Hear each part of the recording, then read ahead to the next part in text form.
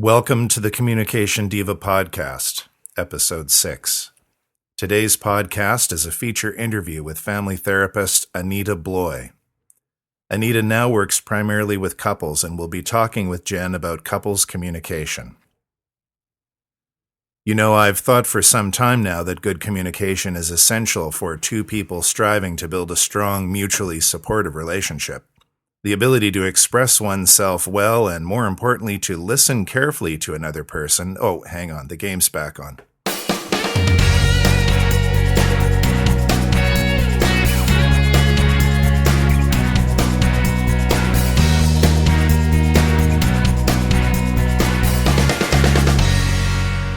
Hey everyone, this is Jenn Swanson and welcome back to Communication Diva, the podcast that hopes to help you learn to communicate a little bit better and therefore to improve your relationships.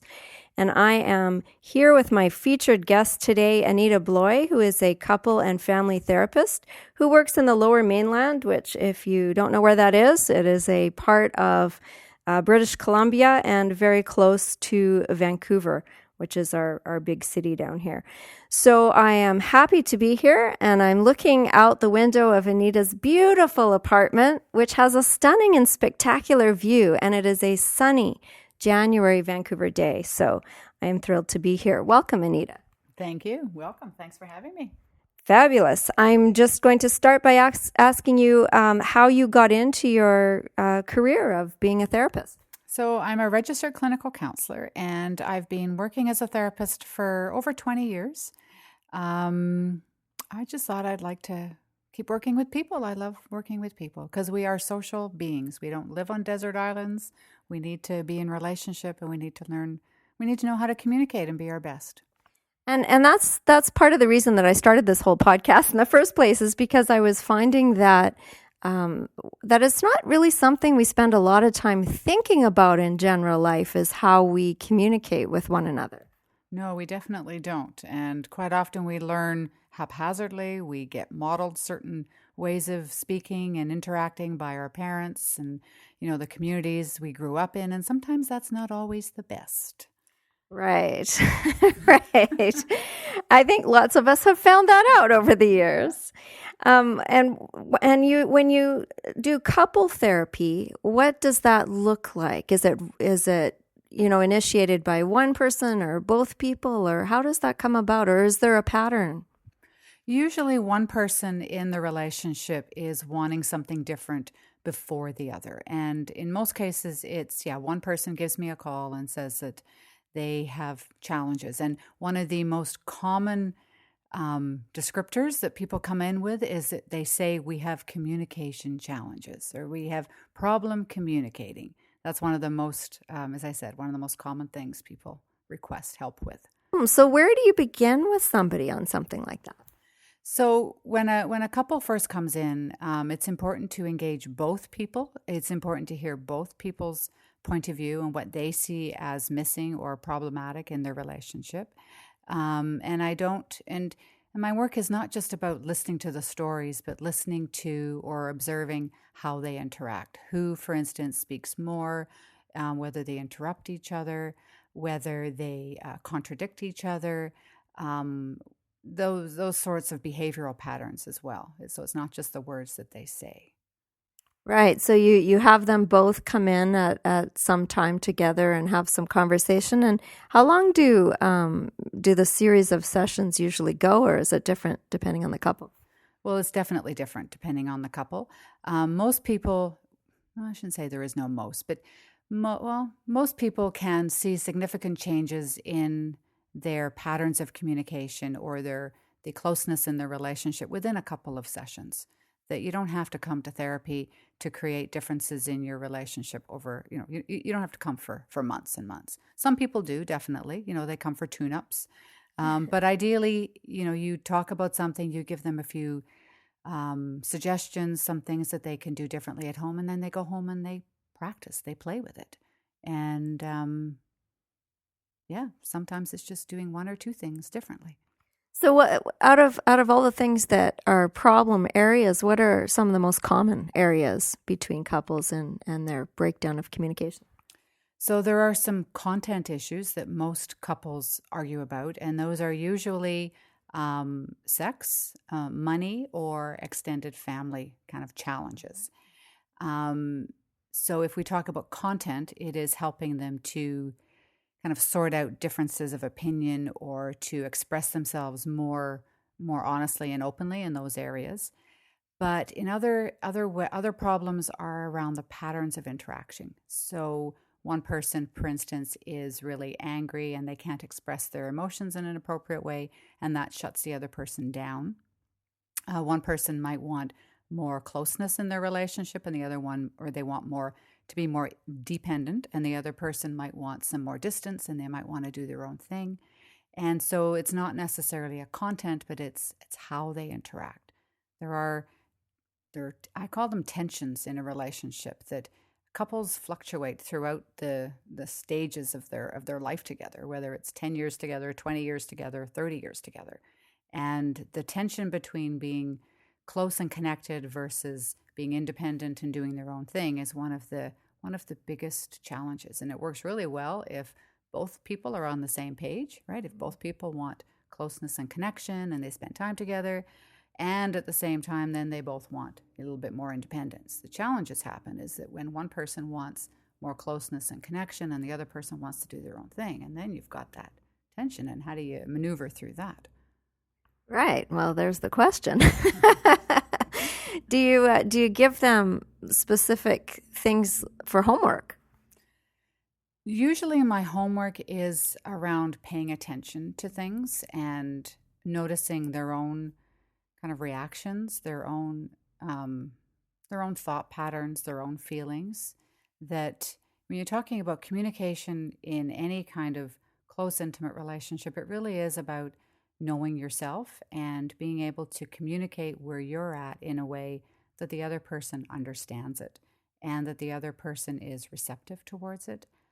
The healthiest communications really are about just sharing who you are and letting that other person kind of into your world, into your experience. And in a long-term relationship, whether it's a marriage or a common law kind of relationship, I think we all get in those relationships because we want to know another person, but we also want to have that other person know and understand and to get us.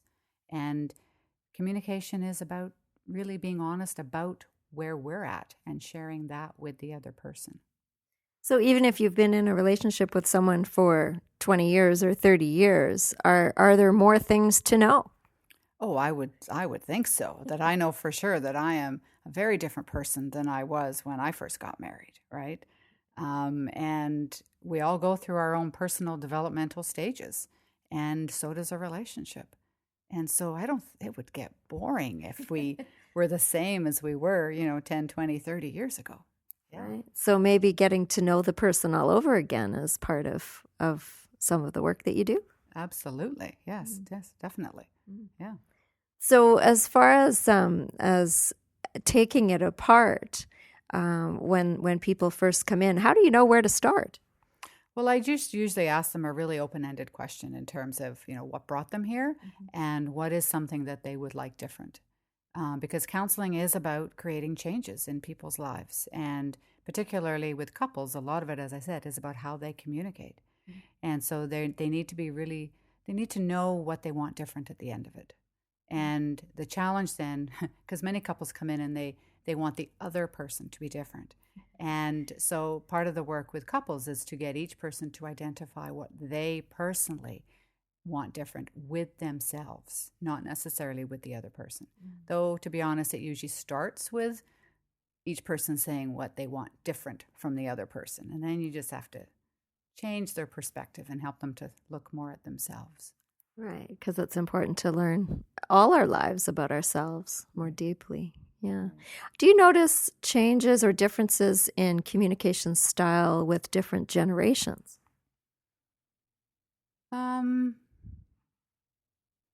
The language can be different. Sometimes the younger generation, they use, even with the texting, right? And the written language, they say things that it's very much about the culture that they've grown up in. Yeah, I haven't really thought about that one. Not different patterns of communicating. Not necessarily. No. I think basically everybody has the same human needs, and to be loved and to be accepted and to be understood. And we might communicate that slightly differently, but the underlying needs are there, and we are more or less the same biologically, physiologically, as we were generations ago. Yeah. Right. And the need to be listened to and to be understood seems to be something that I know in the classes that I do is not a common thing. I mean, the need is a common need, but the activity of having somebody sit and listen uninterrupted actively is sometimes an unusual one for people. Absolutely, because in most conversations, when you're having two people talking to each other, most people are thinking about what they are going to say next, that they very rarely give 100% undivided attention to that other person. And so quite often, you asked about exercises, is that it's called reflective listening. I mean, you just get the couple to totally clear their mind about what they wanted to say and to reflect back what the other person has said, not just the words, but what they guess is their underlying feeling or their intention or their hope. And the sole purpose is to be understood, is so that you want to express to your partner that you understand, you know where they're coming from. And that's a gift that I think couples can give each other. Yeah. I'm sure that there is a whole world out there of information on couples communication. If someone is just starting out as a couple, what kind of advice would you give to that couple? Well, I think that you can always find information on skills, like communication skills, right? In terms of body language, of using eye language, of maintaining eye contact, making sure that you're nice and relaxed, like all of those concrete skills. And there's lots of books. But I think it's more important to enter any kind of conversation to kind of check your own attitude. Where are you coming into this conversation as a way of winning, as getting your point across? Are you coming from a place of anger and resentment?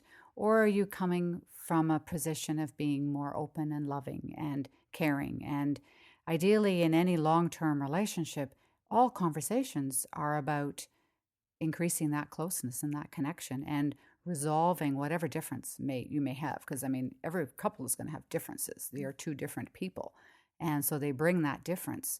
But if you come into in a conversation wanting to change that other person, you're not going to win. It's not going to benefit.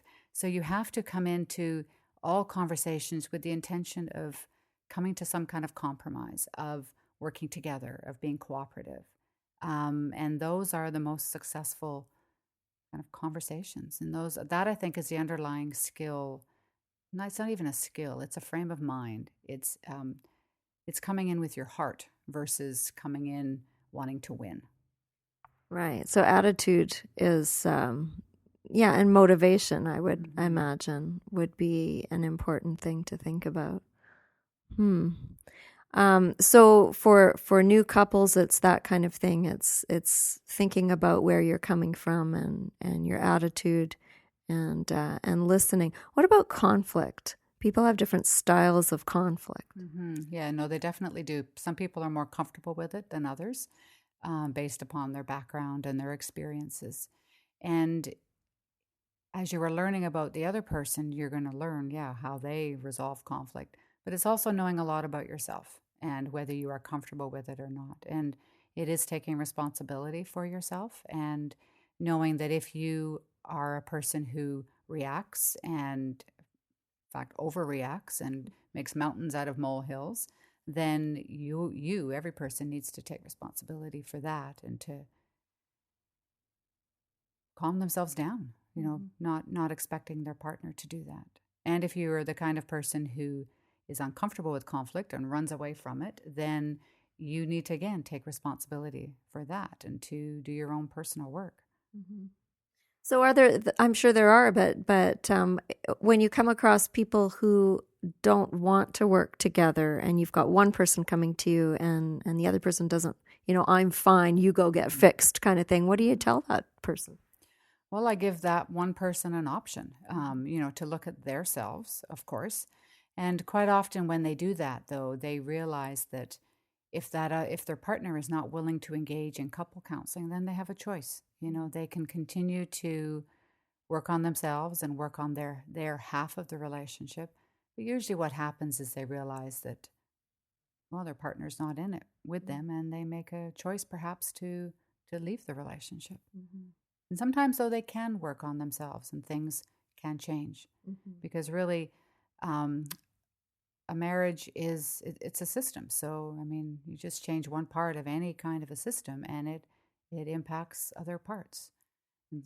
Sometimes in a positive way, right? Yeah. Right. And people do grow as they mature and as they have new experiences and find new interests and make new friends. And so I'm sure all of those things have an impact upon the relationship too. Yeah, definitely. Because each person, you're right, develops in their own unique way and they go through their own developmental stages. Absolutely. Yeah. Mm. Their interests change too. Mm. What are some of the most interesting things that you have learned in your journey as a counselor? My journey as a counselor, I am always amazed at how, when I'm talking to clients, that in some ways they reflect what I'm going through in my own life.